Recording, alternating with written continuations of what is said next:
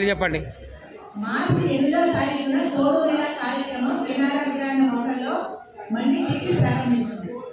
అంటే ఒక బ్రేక్ తీసుకుందాం అంటున్నాను, జనాలను బ్రేక్ తీసుకోవాలి. అంటే ప్రచారం ఎలా చేశారంటే ఆవిడ బాగలేదు, ఆవిడ చాప్టర్ రోజు ఇంకా ఆవిడ చెయ్యరు అని కొంతమంది, ఆవిడ నిర్ణయం చేయమన్నారు కాబట్టి నేను స్టార్ట్ చేశాను కొంతమంది, ఎవరి రోజులకు వాళ్ళు ప్రచారం చేస్తున్నారు కాబట్టి బాబు నేను బ్రేకే ఉన్నాను, నేను ఇంకా కార్యక్రమం చేస్తున్నానని మార్చి 8వ తారీఖు చేస్తున్నాను.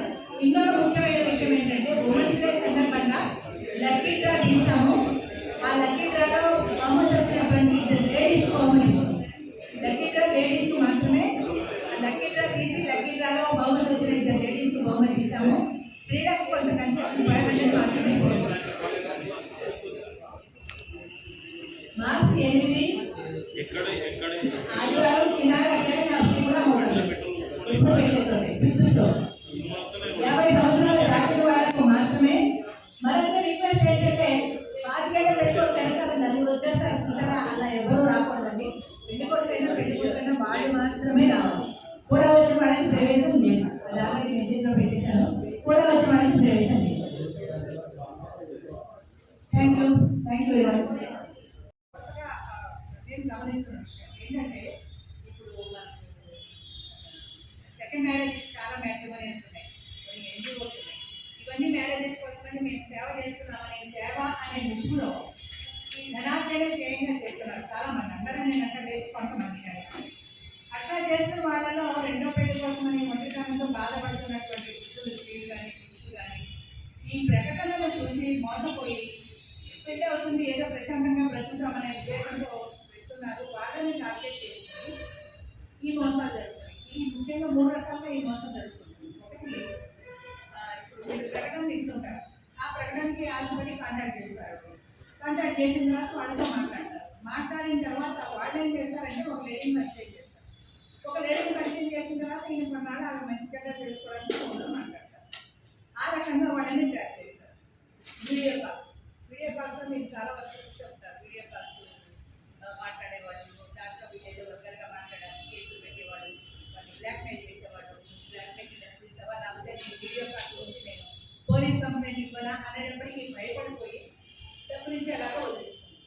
ఇలాంటివి కొన్ని ఉదాహరణకి. రెండవది ఏంటంటే ఈ మ్యాట్రిమోనియల్స్ కానీ ఈ ఎన్జిఓ పేరు మీద నడుస్తున్నటువంటి సంస్థలు కానీ ఈ కారణంగా వాళ్ళని పిలిచి మాట్లాడి మ్యారేజ్ సెటిల్ అయిన తర్వాత కొంత అమౌంట్, నేను ఎక్కడ విన్నాను, మా వాళ్ళు చెప్పింది మ్యారేజ్ సెటిల్ అయితే ₹1,00,000 డిమాండ్ చేస్తున్నారు. అది ఎంతవరకు నేను నాకు కూడా తెలియదు, విన్నాను. ₹1,00,000 పెళ్లి సెటిల్ చేశారు. ఇక్కడ 1,00,000, అక్కడ 1,00,000, అమ్మాయి తరఫున 1,00,000, అబ్బాయి తరఫున 1,00,000.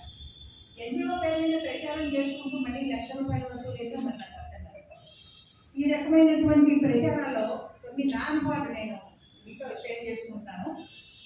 మీలాగనే ఒక మీడియా ప్రతినిధి ఒక ఛానల్ తరఫున నా దగ్గరికి వచ్చాడు, మా ప్రోగ్రామ్ గురించి వీడియో తీశాడు. ఆయన వచ్చాడు, ఆయన ఇంటర్వ్యూ చేశాడు, తీశాడు, పెట్టాడు. అలాగే 4-5 ఇంటర్వ్యూలు మా దగ్గర చేసిన తర్వాత ఆయన అనిపించింది, ఓ సింటే కదా ఇది అంటే ఇది నేను చెప్తున్నది ఇలాంటి కానీ అందులో చెప్పిన సమాచారం తప్పు కాబట్టి నేను కరెక్ట్ చేయడం కోసం చెప్పలేదు.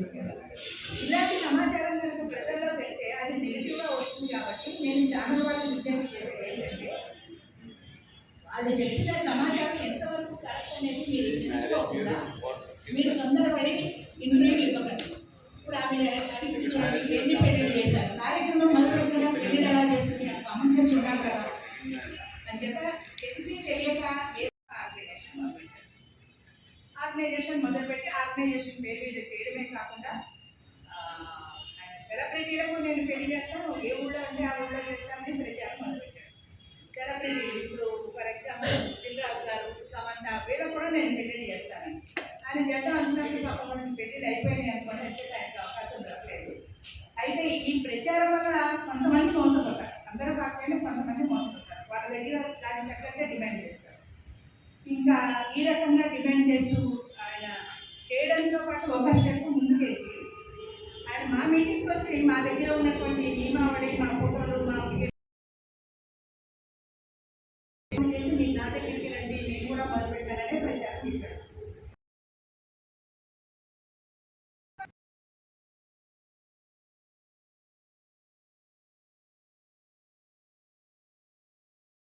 పెట్టుకొని ఆయన కాంటాక్ట్ నెంబర్ ఫోన్ చేస్తే ఆయన మాట్లాడతారు, ఆయన మరి ఆయన ఫోటో పెట్టుకుంటే నా ఫోటో ఏంటి? అది మోసం చేయడం కదా, అది ఖచ్చితంగా మోసం చేయడం నా దృష్టిలో. తర్వాత అది ఒక అంటే సోషల్ మీడియాలో ఎలా కొత్త కొత్తగా మొదలుపెట్టారు ఇవన్నీ. అందులో ఒక ఆవిడ ఒక ఇంటర్వ్యూ ఇస్తూ స్టార్ 7 రెండో వివాహం చేసుకున్న స్త్రీకి పెన్షన్, ఇంకొకటి ఆమె పిల్లలకు ఆయన ఎంతో కొంత ఇవ్వచ్చు, ఎంతో అసలు విడాకులు వచ్చిన అనిపిస్తుంది కదా. ఉద్దేశం ఏంటంటే ఈ తప్పుడు ప్రచారాన్ని దయచేసి నమ్మద్దు. రెండో వివాహం చేసుకుని అది లీగల్ మ్యారేజ్ చేసుకున్న లీగల్ మ్యారేజ్ మన రిజిస్టర్ ఆఫీస్లో రిజిస్టర్ మ్యారేజ్ చేసుకుంటారు కదా, అది వాళ్ళిద్దరి ఫోటో కలిపి ఆ పెన్షన్ ఆఫీస్కి వెళ్తే వాళ్ళు ఆమె చనిపోయిన భార్య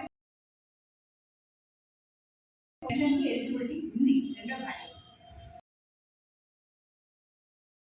ఉంటారు, ఆ పెన్షన్ డబ్బులైనా వస్తాయని ఈ మెసేజ్ నెగిటివ్గా వెళ్తుంది కదా, అయ్యో మనకి పెన్షన్ రాదు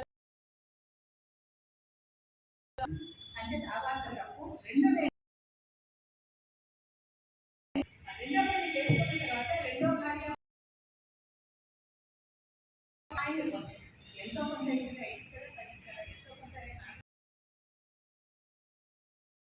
తర్వాత వాడు మెయింటెనెన్స్ చేసుకుంటారు. ఆ మెయింటెనెన్స్ ఇంత ఇవ్వాలని కోర్టు నిర్ణయించింది. ఆ కోర్టు నిర్ణయం కోర్టు ఎంత అంటే అంత ఆయన ఇచ్చి ఒకవేళ ఆయన చనిపోతే ఆయన ప్రాపర్